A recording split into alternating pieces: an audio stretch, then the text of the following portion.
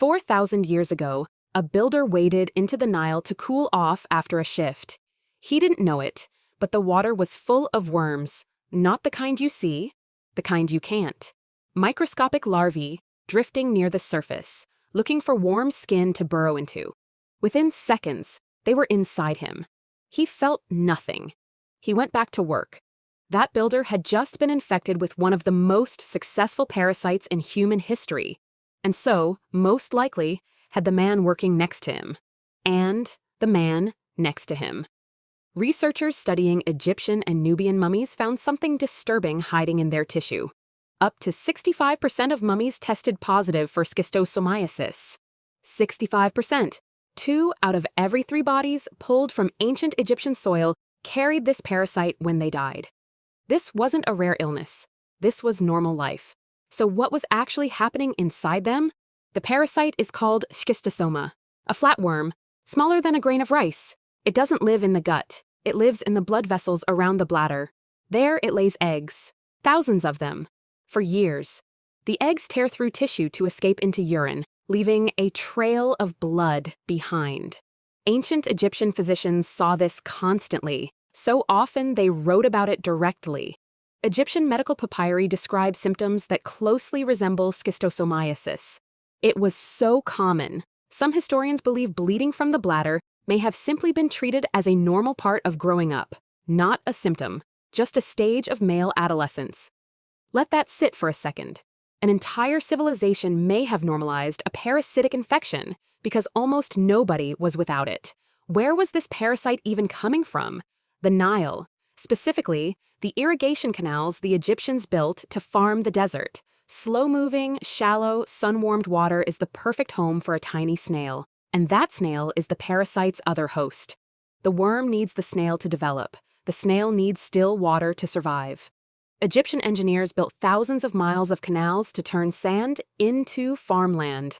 They didn't just build an irrigation system. They accidentally built a transmission network for a parasite that ran through every village along the Nile. Every farmer who stepped into a canal to clear debris was exposing himself again. Every child who played in the shallows was being infected before they understood why. So if almost everyone had this parasite, what did it actually do to their bodies? Schistosomiasis causes chronic blood loss. Chronic blood loss causes anemia. Anemia means less oxygen reaching your muscles. Less oxygen means less strength, less stamina, slower recovery. Now picture the workforce that built the pyramids. For decades, people assumed that workforce was made of slaves, dragged to Giza in chains. Modern excavations tell a different story. Archaeologists uncovered an entire purpose-built town beside the Giza pyramids. Bakeries, breweries, dormitories, bread jars, by the thousands. These workers weren't slaves. They were fed well, housed, and rotated through shifts. Most were farmers, conscripted through a labor system, working the quarries during the months their fields sat underwater from the Nile flood. But fed and housed isn't the same as healthy. These same farmers spent their lives standing in canals, planting in flooded fields, walking through the exact water where the parasite waded. Many of those same laborers were almost certainly infected. Researchers studying the disease burden argue that a workforce this widely infected would have struggled physically to build these monuments using manual labor alone, which raises an uncomfortable question. How do you haul stone blocks weighing as much as a car for hours, while quietly anemic and bleeding from the inside? You rotate the workforce constantly. You feed it heavily. You give it rest months, built into the calendar. The Egyptians didn't outdesign the disease. They built an entire labor system around managing a population that was never fully well. The pyramids weren't just an engineering triumph. They may have been a triumph built around a public health reality nobody at the time understood, because almost nobody was spared from it. For over 3,000 years, schistosomiasis was treated as routine, as background noise, as simply what bodies did. It took until 1851 for anyone to understand why.